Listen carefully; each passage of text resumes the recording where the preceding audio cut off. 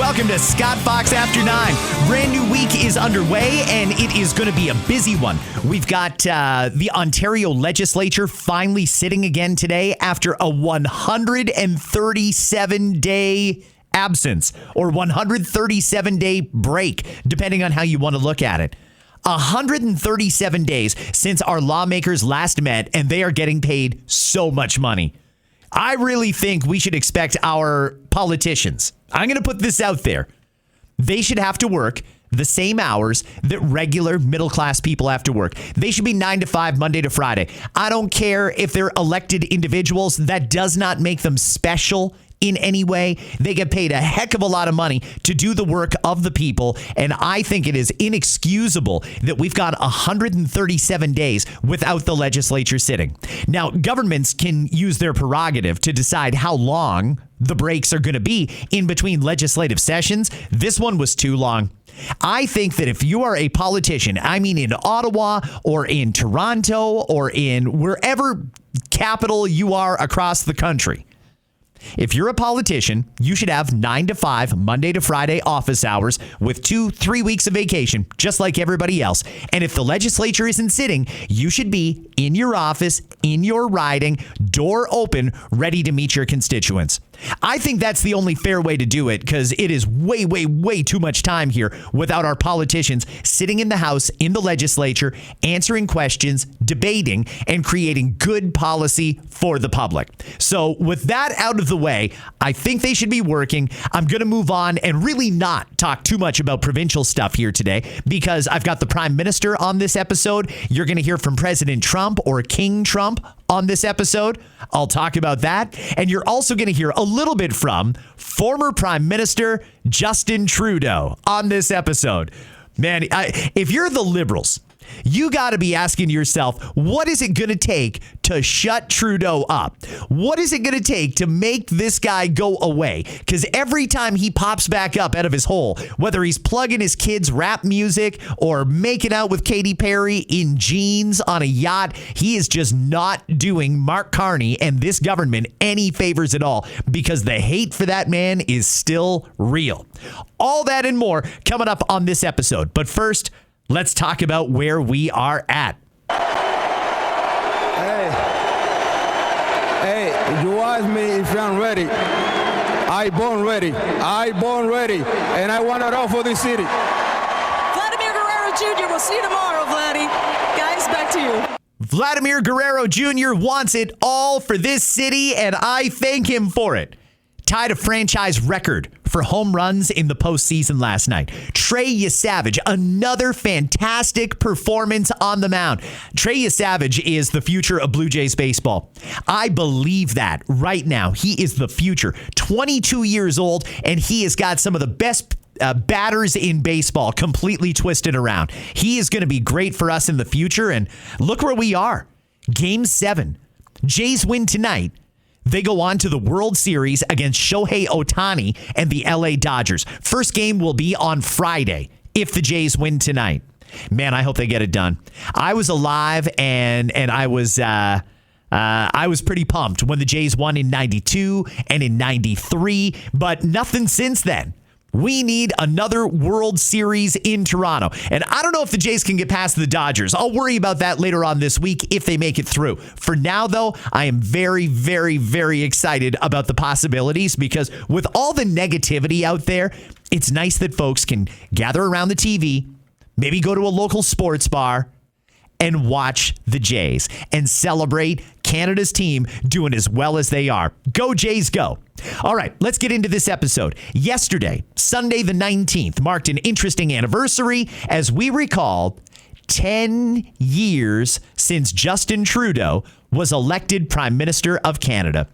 10-year anniversary of that fateful day when Canadians rejected a prime minister who had Canada, by all accounts, doing great.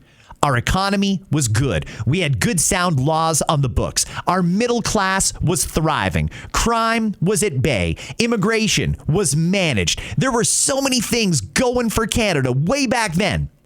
But we had a prime minister who was a little bit older than Justin, and a little bit more boring than Justin. And for whatever reason, even though Canada had it great, Canada decided they wanted to go with the younger, good-looking guy with that great hair, Justin Trudeau. Trying to bring people together is not always compatible with science, with respect for human rights, with the best way to move things forward. I mean, when Aaron O'Toole talks about, oh yes, we need to unite people, we need to bring people together, he's talking about defending the rights of people who are anti-vax. Yes, there is a small fringe element in this country that is angry, that doesn't believe in science, that is lashing out with racist, misogynistic attacks. But Canadians, the vast majority of Canadians, are not represented by them. And I know will not allow those voices, those special interest groups, those protesters who can, I don't even want to call them protesters, those... You don't want to get vaccinated, that's your choice. But don't think you can get on a plane or a train besides vaccinated people and put them at risk. Just a little bit of some of Justin Trudeau's greatest hits. Trudeau, whether he had good ideas or not, I mean, I think the jury is out on Justin Trudeau. I don't think we fully know yet what his legacy is going to be because it's still being written. Nearest I can tell, the RCMP is now obligated to take another look at what happened with SNC-Lavalin. And when they're done with that, maybe they should take another look at the We Charity scandal. And when they're done with that, maybe they should take a look at the vacation on the Aga Khan's Island and all of the other different Justin Trudeau scandals and controversies over 10 years. I don't know if his legacy is he's going to be the first convicted Prime Minister of Canada. I don't know if his legacy will be the guy who bankrupted Canada. I don't know if his legacy is going to be the guy who led us through COVID and led Canada to better times. Okay, I don't think it's going to be that one. If I'm being honest, I don't think that's going to be it. Justin Trudeau was in power for 10 years because he did something exceptionally well. Well, he was a good communicator. He could give a speech. You heard a little bit of him there. And there was people who heard him say that, and they heard him say it passionately, and they thought, okay, I'm going to get behind this guy. But the thing is, Justin Trudeau was really good at dividing. Justin Trudeau would pick an issue, a wedge, as they call it in politics, and he would wedge the hell out of it. If you weren't with him, you weren't just against him, you were evil. You were a piece of you-know-what. If you dared to disagree with him, you were persona non grata. And that was how he did it. He got Canadians so pitted against each other, or pitted against Donald Trump, or pitted against you name it. He was famous for doing it. He divided a country that was pretty united back when Stephen Harper was prime minister. We can disagree on Stephen Harper's policies. We can disagree about what his legacy will be, but you can't deny the fact that Canada was in pretty good shape back in 2015 compared to how we are now. 10 years of Justin Trudeau left this country battered, bruised, broke, angry, divided, and you can just keep throwing words in there. So much damage was done because of Trudeau and his buddies that he got into cabinet and that helped enable him to implement some of the policies that are so wildly unpopular and that we can now look back and say, that was it. That was the beginning of the end. That was when Canada started to unravel. 10 years of Justin Trudeau set this country back decades. Decades. As far as prosperity is concerned. So sad. And to see him out there yesterday taking a victory lap, it's hard to believe it was only 10 years ago that this happened, this magical thing for Canada. Maybe you feel that way. Maybe you're still Team Trudeau. I don't know many people that are. And if they are, they're not admitting it.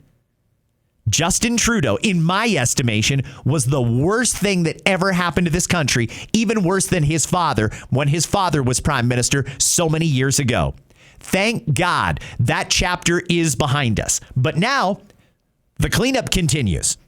After 10 years of Justin Trudeau, Canada is at a very interesting place. And I have a feeling that very, very soon, Canadians are going to again make a decision about how to proceed forward. I think an election is coming. I really, really do. I told you guys this back in August, and people said, Scott, you're crazy. You clearly don't know as much about politics as you think you do, Scott. I don't know. I mean, it seems like we're going to have an election like next month or in December. Here's why. We've got a budget coming. It's going to be very, very controversial. Everybody is going to climb over this budget. The opposition parties, from the Bloc to the New Democrats to the Conservatives to the Greens, they're all going to have issues with this budget. Mark Carney is going to try and make the case that he needs this budget passed. He needs to spend or invest, in his words. He needs to invest in all these things, and the opposition parties don't get it. So he's going to come and say, I need a mandate from the Canadian people. I need a majority government to put my Carney agenda through. And we're going to have an election. I don't think he's going to let this budget lose on a confidence vote. I really think that the Prime Minister is going to ask the Governor General to dissolve Parliament, and we're going to vote again. Now, as the current opinion polls sit, the latest one I saw yesterday had the Conservatives at 41%. It had the Liberals at 40%. The thing is, the Conservatives are either flat, meaning they're not going up or down, or they're increasing slightly. The honeymoon phase with Mark Carney is wearing off rapidly, and it continues to erode because Mark Carney, the guy who said he would get us a deal, hasn't got us a deal. And there's a whole bunch of other issues here at home as well that are starting to catch up to the Prime Minister that so far I haven't heard him have a good response for when he gets asked about them. So we'll play a little bit of the Prime Minister coming up in a few minutes. Would we have an election? Could we? I think the answer is yes. I think we're going to be voting sooner than later. Some people, like I said, think it'll be next month or December. That is certainly a possibility. Whether the budget gets defeated in the House of Commons or whether Carney himself just asks for Parliament to be dissolved, I have a feeling that we're going to be having an election. Conservatives at 41, Liberals at 40. That would, based on the modeling, translate to a thin Conservative minority government. Do you think Canadians are there yet? Honest question. Do you think they're there? Because it was 8 months ago, Pierre Poilievre had a massive lead in the polls. He was going to be Canada's next prime minister. But then Justin Trudeau went away and Mark Carney came in. And Donald Trump was down in the States saying 51st state. And a lot of people got scared. A lot of people believed Mark Carney when he said Donald Trump is an existential threat to Canada. Donald Trump is trying to take us over. They believed him when he said it, and they believed him when he said he had a plan to get us out of it. Well, now we know Donald Trump is not coming to take Canada. He's not. Even the CBC is admitting he was joking. Mark Carney said he could get a deal, and he hasn't got a deal done. Do you think now people are ready to give Pierre Poilievre a shot?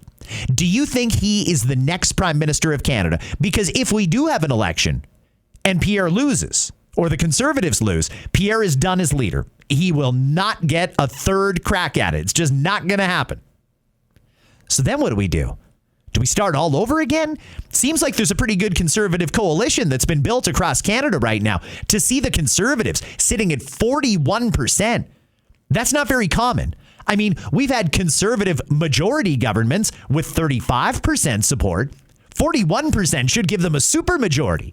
But the problem is the NDP has collapsed, and we're down to a two-party system right now where you've really only got two choices, Liberals or Conservatives. Well, Mark Carney is in full-blown campaign mode right now. He is doing as many announcements as he can when he's in the country. He's also trying to get out of the country as much as possible because it doesn't look good for him when he's on television getting schooled by Pierre Poilievre in the House of Commons during question period. So he's trying to avoid Parliament as much as he can, and he's trying to go to events to try and be more relatable to the Canadian people. Okay, well, on the weekend, he was in Brampton, Ontario, and he appeared at a Diwali celebration. Here's the Prime Minister and a little bit of what he had to say. That was the Diwali committee doing the dance. I thought this was a professional dance troupe. Imagine if we have, half the cabinet is here. Could we get the Peel caucus and the cabinet up here, get a little music and see if we can match that? No way. I'm so thrilled to be here. It is a tremendous honor to be sharing the start of Diwali with you and associating myself in a small way with what the Trillium Foundation is accomplishing. I'll point out, as someone who does a lot of live events, over the years, I've done dozens, it's probably in the hundreds of events that I've done. And one of the things they always tell you to do when you're learning how to give a speech, or when you're maybe working with the Toastmasters and improving your public speaking skills, a lot of people recommend you open with a joke. And I think that that's what the Prime Minister was trying to do there, but not all jokes land, and that one certainly had a thud. Get the whole cabinet up here dancing away. I don't even think that was a good idea to bring up. I hope you didn't even consider that as a realistic thing. That would not look well on television, Mark. Good on you for recognizing that and pulling up at the last minute. Let's hear more of what the Prime Minister had to say at this Diwali celebration in Brampton on the weekend. What better testimony than a celebration of community and generosity, values that are central to Diwali, festival that represents the triumph of light over darkness, a renewal of hope, and a pursuit of virtue. This festival of lights, and spreads across our country and celebrates both the diversity of our land, diversity of faiths in our land, and the unity of Canada within that diversity. It's a time for friends and families to gather together, honor traditions passed down through generations, and it's also a time for reflection. Okay, I guess he's saying all the right things that you would say at a Diwali event. I haven't heard anything all that earth-shattering or impactful in this, but it doesn't seem like there was any damage done either, so the Prime Minister seems to have handled himself just fine at that Diwali celebration. I'm going to move on from that, but again, happy Diwali if you happen to be celebrating. By the way, I also know that there's some people who hear someone like me, a white male, Canadian, say happy Diwali, and it bugs them. What are you doing with that? That's not a Canadian holiday. It's not a Canadian thing. It doesn't matter. There's a lot of people that are in the country right now that are celebrating this special thing. And there's nothing wrong with that. The fact that my neighbors have got their Diwali lights up right now, no skin off my back. You celebrate what you want to celebrate. I'll celebrate what I want to celebrate. And let's leave it at that. We don't need to disagree about this, and you don't need to get angry or uppity that there's some people having a celebration today. It's a worldwide thing. There's a lot of people here in Canada that celebrated. I think it's just best to wish everyone a happy Diwali and not protest, not throw up that red flag. But I know that there's some people who are, and I find that frustrating, but I wish everybody could just remember the mantra, to each their own. You celebrate Diwali? Okay, fine. I celebrate Christmas. Great. You celebrate Hanukkah? Okay, I celebrate Easter. And we can go back and forth with all the different holidays. It really shouldn't matter to you what other people do in their home. Happy Diwali if you're celebrating. And if I miss any other holidays between now and this time next year, feel free to let me know that I did that, and I'll apologize and get that out there. Now let's move on to the Prime Minister, who, this is the one that I talked about on Friday during the Listener DMs episode. I got great response on that one this week, by the way. A lot of people checked into that episode, and I want to thank you for doing that. Listener DMs is quickly becoming one of the most popular episodes of the week. I didn't have time to play this on that episode, but on Thursday, the Prime Minister was in the Greater Toronto area. He appeared at an RCMP detachment, and he was there to announce he's making changes to our criminal laws. He's making changes to our justice system. And this is something that certainly deserves attention. You're not seeing a ton of coverage on this on the mainstream media. So I'm going to dive into it here in this episode so you can hear in the Prime Minister's own words exactly what it is that he's proposing. We'll also talk a little bit about what's the difference between what he's proposing and what the Conservatives proposed just last week that the Liberals voted against. Here is the Prime Minister speaking about crime and punishment. Safe, resilient communities attract people and families. Families who want to put down roots, get a home, build a rewarding career, send their kids to a good school. Safe communities attract new investment, new jobs, and new businesses. The conditions are there that help you feel safe, secure, in control of your life, and empowered to know that if you work hard, you will get ahead. You should be able to rely on that safety. First off, this is the Prime Minister opening by telling us all the reasons we should want safe communities. Mark, you don't need to convince conservatives. We've been saying it for years. We want safe communities. So I don't know who the target was in that messaging, trying to explain why we should want safe communities, why it's okay that we make the justice system a little bit tougher. Anybody who requires an explanation on that, I don't think they get it. They're either so wealthy that the problems of the middle class don't affect them, or they're just completely partisan and they refuse to acknowledge what's gone on here. Over 10 years of Justin Trudeau, this country went to complete lawlessness. The state we're in now did not happen overnight. It was a series of repealing Harper-era legislation, hiring a whole bunch of very, Doug Ford calls them, weak-kneed judges. It was a whole ton of factors, but all of it influenced by government. That's the reason that crime is so bad now. So, Mark, I'm here to tell you, you don't need to sell all of us. Most of us are on side. We agree we need this done. In fact, we wanted it done a long time ago. We've been waiting for you, Mr. Prime Minister. Because you do all the right things. You work hard. Maybe you buy a car to get your kid to a job, yourself to school. You buy your first home, perhaps in a neighborhood a little further from work than you had wanted, but you're starting out in what seems to be an affordable, safe community where you can raise a young family. But then you hear about a car just like yours that was stolen in your neighborhood, or a home in your city that was broken into, or a neighbor whose grandparent was scammed out of their hard-earned retirement savings because they opened the wrong email.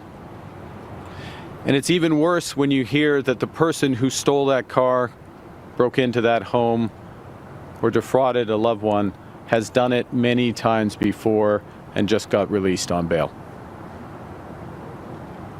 Canadians deserve to feel safe in their community, to know that their homes are secure, to know that their money that they've earned is safe in their own bank account. In this spring's election, we earned a mandate from Canadians to deliver change, to secure our country and protect our communities, just like this one. And we will do our part. Before I outline some details that Ruby referenced, I want to be clear. We're here in Toronto, where the Toronto Police Service secures the city.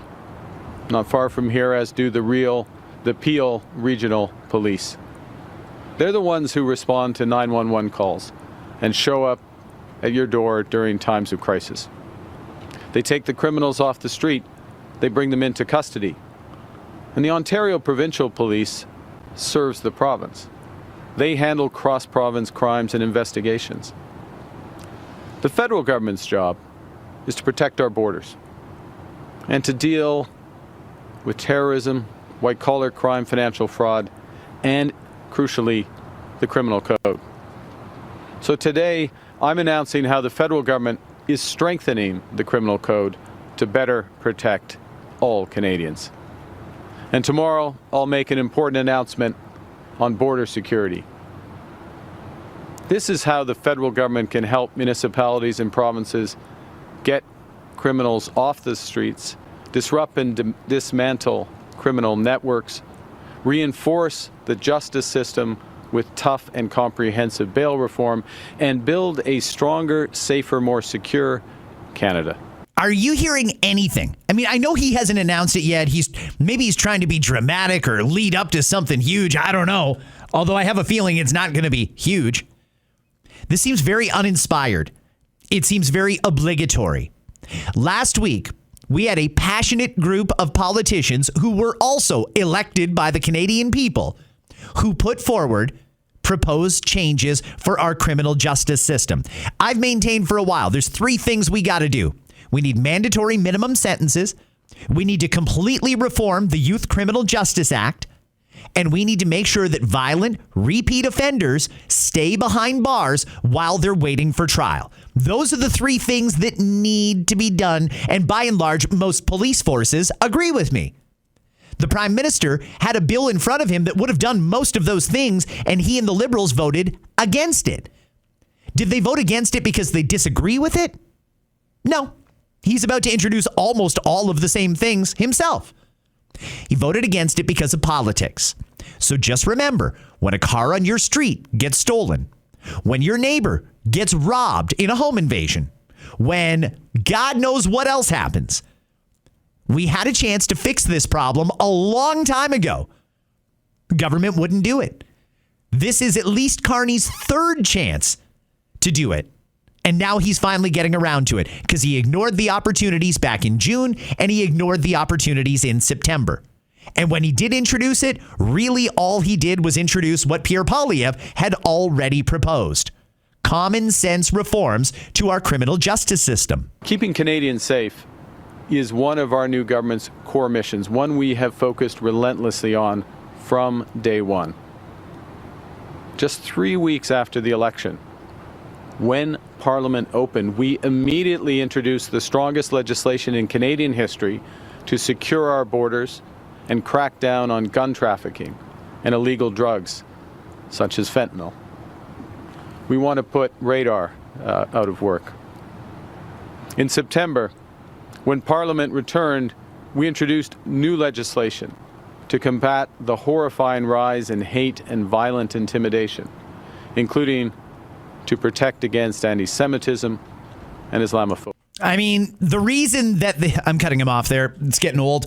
The reason that the border project happened as quickly as it did is because it was demanded by the U.S. administration, because even though we denied it and played games when Chrystia Freeland and Justin Trudeau were around, we did have a massive problem with fentanyl being imported into Canada, being made into Canada, in Canada, and being exported from Canada to America and around the world. We said it wasn't a thing, but it was a thing, and we had egg all over our face when we finally tightened up the border. And we're just now starting to see that finally pay off. The Prime Minister could have done multiple things all at once. Back in June, he could have introduced these reforms that might have saved some people. People that have been killed in the last few months, people that have been robbed and victimized and terrorized over the last few months. Maybe that was preventable if the government had done what they say they've done. You know, they said, we've prioritized that since day one. No, they haven't. We're at October the 20th, and the actual legislation has still not been proposed in the House of Commons. Let's get to the Prime Minister giving us some specifics. To start, the Minister of Justice will be tabling legislation within the next week with strong reforms on bail and sentencing. We're getting violent criminals and repeat offenders off the streets, full stop. Right now, in most bail hearings, the starting point is to release. And the Crown must prove why someone should not be released on bail, making it too easy for repeated violent offenders to quickly get back on the street, sometimes back into the same communities that they just committed crimes in.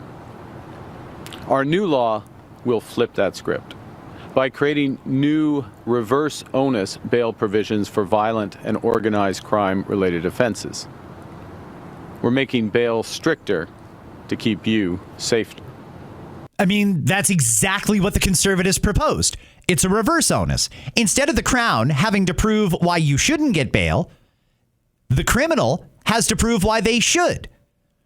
You know, the law, even as it wasn't terrible. I think it was just completely unreasonable people in court that were making these decisions. Part of the problem here is that criminals were to be released under the least onerous conditions. That, I think, is what most of the judges and justices of the peace deferred to. You know, it shouldn't be hard to prove why someone shouldn't get bail if they've already done this multiple times. if they've already got charges in front of them, if they've violated bail conditions, if they're a threat to the public or themselves. These are all reasons that someone should not get bail, and people were still getting it.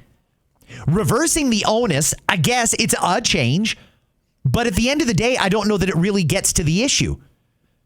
We have to make sure that judges and justices of the peace are given what they need. Very clear, concise language that says if someone is a violent repeat offender, or they are likely to reoffend, or they've shown they have no regard for public safety or common law, they can't have bail. They've got to stay in jail waiting until their court appearance, and then we'll determine their guilt or innocence. If there is a punishment owed, they'll serve their punishment, and then they get reintegrated back into society. That's how it always worked until Justin Trudeau and Mark Carney came along. Mark Carney here is going to try and undo some of the damage that Trudeau did, but the horses are out of the barn here. We've got a major crime problem, and unfortunately, now it is filtered down to the youngest people in society. Youth offenders. They're doing it now. These adult criminals have convinced kids, you do it, we'll flip you a couple of bucks for your trouble, and there won't really be any consequences for it. That needs to change. Here is more of the Prime Minister outlining his changes for bail reform and our justice system. The second major change I'm announcing today is that we are delivering on our election commitment to hire 1,000 new RCMP personnel across Canada. Because tougher laws are only one part of safer communities. We also need the people and the resources to enforce those laws. With this significant investment, the RCMP will have the investigative and technical capabilities required to work actively with municipal and provincial police services, such as on critical national security issues, including foreign interference, violent extremism, cybercrime, organized crime, and online child sexual exploitation. This funding will also include hiring 150 RCMP personnel specifically dedicated to investigating financial crimes, targeting money laundering networks, organized crime, online fraud, and the recovery of illicit assets. Financial crimes take many forms, and they are rising with devastating impacts on millions of Canadians. Retired Canadians who spent a lifetime saving carefully are losing thousands of dollars in seconds, sometimes just for answering a call from the wrong person. Hey, I'm all for that. Yeah, we do need, there's so many things that we need. Yeah, financial crimes are an issue, but I mean, read the room, Mark. Like maybe take a walk down Main Street. Why don't you walk through a subdivision like I live in or like many of these listeners live in? Talk to regular folks. Yeah, they're worried that they're going to fall victim to a scam. Somebody's going to convince them to send money over there or Apple gift cards. Yeah, sure, people are worried about it. We're worried about our parents. That's real. But there's bigger fish to fry here. I don't understand why he's spending so much time wondering about financial crime. You can tell he's a banker, right? You can tell. People want to know that when they wake up in the morning, their car is still going to be there. They want to wake up in the morning being able to say, wow, nobody broke into my home last night and terrorized me. They want to be able to know that if they let their kid walk from home to school, the chances of them encountering a violent repeat offender or a registered sex offender are very, very minimal or non-existent. These are serious things that people worry about every day. I don't understand why the Prime Minister is so fixated on financial crimes. What did he do, right? When he got elected, he did what Trump told him to do, secure the border. That was the June project. The September project, we got to strengthen hate laws. Not that that doesn't need to be done, but that should not be the priority here. Mark, people have got real concerns, and it doesn't seem like you're addressing them here. We are building communities across Canada, communities with homes that people can actually afford, providing services people need to help break the cycles of poverty and violence, and the support for those needed the most. Earlier this week, not far from here, we announced the first project within the GTA of our new federal housing entity. Oh, I guess he's done with crime and punishment. I guess that's it. Now he's going to move on to the talking points on all the houses in the trailer parks he wants to build. Okay, all right. Well, listen, I watched through all of the federal election campaign, not just Pierre Poilievre. Every single conservative candidate made this an issue. Every single conservative candidate was calling for change. And I don't know if what the prime minister is proposing here is really going to solve the problem.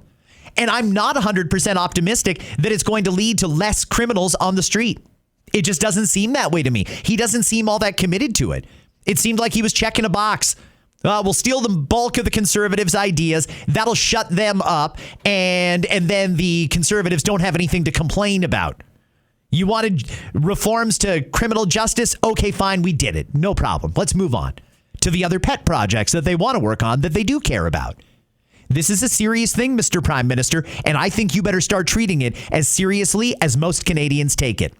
Let's get to just a little bit of the Q&A with Prime Minister Carney. Kevin Gallagher with Global News. Prime Minister, you'll be meeting with Premier Ford later this afternoon. He's already come out and said he'd like to see you hit back, retaliate against new U.S. tariffs. So what's your message to him this afternoon? And does it include a new package of retaliatory action and trade action against the Trump administration? Well, Premier Ford and I are both interested in results for, in my case, for workers and families across Canada. Of course, in his case, for the province of Ontario. And we're looking to work to those ends as constructively as possible. Right now, with the Americans, we're engaged in deep negotiations, intensive negotiations on several sectors of the Canadian economy: energy, aluminum, and the steel sector. The steel sector, it's across Canada, but the bulk of the steel sector is right here in Ontario. And we want to make progress in those negotiations. I'll be briefing the Premier on the status of those negotiations. We'll also be discussing the auto sector, the forestry sector, other parts of manufacturing, and what will make the biggest difference, not just to those sectors, but to all of Ontario, all of Canada, which is where we end up with the review, following the review of the Canada-US-Mexico trade agreement, which is coming very shortly. So the strategy has to take all of that into account and deliver the results. Now, last point. We start from a position where we have a better deal than any other country in the world with the United States. 85% of our trade is free, with the exception of Mexico, which has significant free trade with the United States. The deals the Americans have signed with everyone else has tariffs on the core of the trade, and then higher tariffs on the strategic sectors. So we're starting from this stronger position. But we're also very acutely aware and very focused on the fact that we can make it better. And so we will do everything we can to make it better. There's times to hit back and there's times to talk, and right now is the time to talk. I wonder how Doug felt about that. There's a time to talk and a time to hit back, and right now is the time to talk. I mean, that was just snubbing Doug Ford. Doug feels passionately that we should be retaliating, and right or wrong, that's how he feels. The Prime Minister, though, is the one who has to be accountable here on this file, and he is the one who said he knows how to negotiate. He's good in a crisis. He's the one to get a good deal. So far, there's no evidence of that. And it looks like, even though he keeps going on and on and on with this talking point that we've got the best deal in the world right now, trying to spin it like it's a good thing that we already have the USMCA, which protects 85% of the trade from tariffs. We already had that. That actually had nothing to do with Mark Carney, nothing to do with him at all. So what are we doing going forward? Seems like the Americans want to have a baseline tariff, some flat fee that gets charged on everything. If they want to do that, fine. That's up to them. I disagree with that. I would love to see free trade between our two countries, like truly free trade, but the president can do whatever he wants. I'm also aware of the fact that he isn't exactly telling the regular public what he wants because he's in the middle of a negotiation. Seems like they're going to do deals on each individual sector. There's going to be a deal for auto. There's going to be a deal for softwood lumber. There's going to be a deal for dairy. Or will there be a deal for dairy? That's a hard one because the Prime Minister, if he's going to call an election, he's going to need votes out of Quebec. And it certainly seems like Quebecers want to keep supply management. And Mark Carney is going to have to go along. Hang on. Mark Carney is going to have to go along with the Quebecers, but that means he is far less likely to get a deal done with Donald Trump. I'm going to move on. You've heard the Prime Minister talk about his plans to fix our criminal justice system. I'll be honest, I'm disappointed. I hadn't heard all of that, but I knew I needed to play it in this episode because I think every Canadian should hear it. For the entire campaign, for the last couple of years, you have heard nonstop Pierre Poilievre talking about this as an issue. You can tell conservatives care about this issue deeply. That few minutes there from the Prime Minister seemed like platitudes. Doesn't really seem like he's all that interested or invested in the cause, and it just seems like he's checking a box. Shut the conservatives up. We'll do the bare minimum and then move on and hope people forget. I don't accept that. We need actual work done. We need to undo 10 years of Justin Trudeau lawlessness in this country. And frankly, I'm not sure that what Mark there is proposing is the right answer. But I'm going to move on. Yesterday, there were protests in many different places around the world. These are organized protests, and I'm not exactly sure who's doing it or who's funding it, but they're done for a reason. It was the No Kings protest. Whoever it was that organized this clearly has a beef with Donald Trump. So what they do is they, in all kinds of different areas, they organize, and some people get paid for this, by the way, they organize to make it seem like there's some organic grassroots movement protesting against the president. I don't know. I mean, all the video that was circulating online yesterday that they were using to show, look at how much momentum there is for our No Kings movement. Look at these crowds. That wasn't even current video. It was edited video from, I don't know, like a concert in Boston back in 2017 or something like that. These protests, whoever organized them, okay, you're allowed to protest, sure. But let's be real about this. That wasn't some organic thing. That wasn't just a whole bunch of folks sitting around in their neighborhoods across America or around the world that said, you know what, I'm really concerned about the state of democracy in our country. We should make some signs and go down to City Hall and let our elected individuals know how we feel. That's not what that was. That's not. Let's be honest here. And by the way, No Kings protest happening here in Canada where we have an actual honest-to-God king, and nobody seems to have an issue with that. How much longer are we going to let that go on? Do you have any problem with an actual king, or is it just the guy you want to call the king in America, Donald Trump? Donald Trump was asked about those No Kings protests. Here's what he had to say. What's your response to the protests over the weekend, the No Kings protests? I think it's a joke. I looked at the people. They're not representative of this country. And I looked at all the brand new signs paid for, I guess it was paid for by Soros and other radical left lunatics. It looks like it was. We're checking it out. The demonstrations were very small, very ineffective, and the people were whacked out. When you look at those people, those are not representative of the people of our country. Mr. President, besides San Francisco... By the way, I'm not a king. I'm not a king. I work my ass off to make our country great. That's all it is. I'm not a king at all. I mean, if he was a king, the U.S. government wouldn't be shut down right now, would it? He would have full authority to do whatever he wants. Yet even to this day, he's still waiting to hear from the Supreme Court on whether or not he can go through with his tariff regime. To suggest he's a king is just completely exploiting people that don't fully pay attention to the news or only get their news from the mainstream media, which, as we all know, is extremely left-leaning. You disagree with him on policy, and that's totally fine. Those protests yesterday, I thought it was embarrassing, personally. I did. I was like, who would actually show up on a Sunday and do that?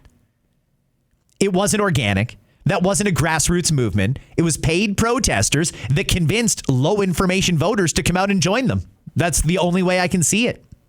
There is still issues going on in America with what did or did not happen when Barack Obama was very concerned about the possibility of Donald Trump being elected president. There's a lot of evidence to suggest that not only were certain stories that made Trump very unpopular manufactured, they weren't even real. It was all based on nonsense. But it also looks like right at the top in the White House, they authorized spying on Donald Trump's campaign. Donald Trump was doing an interview this weekend, and he talked about that. All of these indictments caused Obama the other day on a podcast to say that right now democracy is being threatened. Yeah, I know. He says that all the time. He's the one that threatened it by spying on my campaign. He started it. Obama spied on my campaign, and he did it knowing it was illegal. He knew it was illegal, but he started the whole thing, and there were a lot of dishonest people, and I suspect they'll be caught. He's not pulling any punches. He's had enough. He, in his time off there, as you know, he won in kind of a shock. There's a lot of people that didn't think he would beat Hillary Clinton, but he did. He went on and served his 4 years in his first term, and then he ran for re-election. And out of nowhere, Joe Biden got more votes than anyone in the history of America. That's a little weird still, too, right? I think a lot of people have questions about what really went on in the U.S. presidential election in 2020. The government was working against him. Government institutions were working against him the whole time. They were trying to make sure that he didn't come to power and do exactly what he's doing right now. He's making America prosperous again. It's working. Chips. I put big tariffs on chips unless they're made here. There's no tariff if they make them here. And all those companies are coming back from Taiwan. They're coming back from all over the world. And they're coming back fast. You know better than anybody else. $17 trillion. It could be $20 trillion by the end of the first year, my first year. Investment in America. Investing in America, $20 trillion. No country's ever done anywhere even near that, like a fraction of that. Biden did less than $1 trillion in 4 years. I did $20 trillion. We're going to do over $17 trillion in 8 months. By the time we end, we could do over $20 trillion. There's never, in China, no matter where you go, there's never been anything like it. We are building up something that's unbelievable. And a big part of that are the tariffs. If Donald Trump were doing the exact same thing in Canada, we would be debt-free. It could pay off our debt. What he's done in 17 months would pay off our debt. Hey, you don't have to like the tactics. You don't have to like the guy, but you certainly can't argue with the results. There are a ton of businesses that are falling all over themselves to get to America and start making and paying taxes there and hiring American people. And they're doing it because it is going to mean their cost of business is a lot cheaper. He's bringing business back to America. That, I think, is what all of us want for Canada. I don't know if Mark Carney has anything to brag about right now. What companies are saying, you know what? We're moving all of our operations to Canada. We need to be in Canada because that is where we are going to really start cooking as a company. Where are those companies? I never see them. Here's a little bit more of President Trump talking again about how he's winning for Americans. I said, so what are we getting out of it? Sure, you're getting minerals. I know, but we're opening up this part of the world that you were unable to even get to except by a helicopter. We're building a massive road. They're building it. We're making it possible to build. I said, so if we're making it possible to build, we should get a percentage of the things that are taken out. And my people looked at me and said, gee, I never thought of that. I thought of that because you have to see this. Unbelievable wealth, unobtainable. You can't get. We make it we make it easily available. We're building a gravel, massive, hundreds of miles long, a gravel road into this incredible place of rare earth. And I said, we should own a part of that company. And then I do that, and people criticize me. That's not the American way. It is actually the American way. And our country, we're going to be the richest country in the world. Basically, what President Trump was talking about there is a deal that he has now worked out. There's a company who wants to go and mine rare earth in Alaska. And Trump said, okay, well, you're going to need a road, kind of like Ontario needs with the Ring of Fire. We were hoping that the Americans would capitulate to us because we have the Ring of Fire and all that rare earth and those precious minerals up there. We haven't built a road, though. Now it turns out that there's a lot of that stuff also in Alaska, which is already in America, but they also need a road to that area. So Trump's going to build it, but he said, hey, we want part of this company then. If we're helping you extract that, you owe us.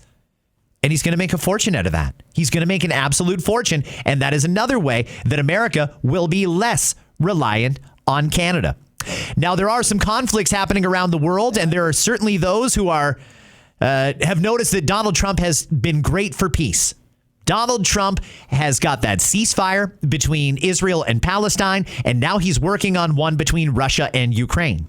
On the Russia-Ukraine file, Trump is going to Hungary, where he's going to meet one-on-one with Vladimir Putin. Here's a quick update on where things stand between him, Ukraine, and Russia. You know, we can't give all of our weapons to Ukraine. We just can't do that. And I've been very good to President Zelensky and to Ukraine, but we can't give, you know, if we're going to be short, I don't want to do that. I can't jeopardize the United States. Some people critical of the president for not giving Ukraine all of America's Tomahawk missiles. I don't know if Trump is going to give them to him in the end. I strongly suspect it'll be contingent on how these peace talks go in Hungary. But as of right now, he's said, no, we're not going to give them our Tomahawk missiles. We need them. That's a fair point. I don't think you need to be critical of him for that. And when it comes to whether or not Hamas is respecting the peace deal. Warrior. And yet, as soon as you left, Hamas executed 7 people, and then they went on to execute 30 more. Yeah. Do you believe they really will disarm? Well, they promised they would. They said they would. It's down that they would. Now, they said they were gang members, et cetera, you know. But these are very violent people. This is a very violent part of the world. Nobody's seen violence like this. If we have to, we'll disarm the them. U.S.? Well, whether it's me or the U.S. or it's, you know, a proxy, could be Israel, with our backing. We won't have boots on the ground. There's no reason to. In the past. Okay, so no U.S. boots on the ground, but either way, America will make sure that Hamas lays down their arms. One way or the other, they're going to lay down their arms. And that's a good place to leave it for today, everybody. Thank you for checking into this episode of Scott Fox After 9. Daily episodes all week. I'm going to be bringing you a little more context, a little more clarity, and a lot more audio than you get from the mainstream media. If you haven't already, hit that subscribe button and be right back here in 24 hours for another episode. I'll leave you with the sounds of Pat James and The Whole Truth. Hey now.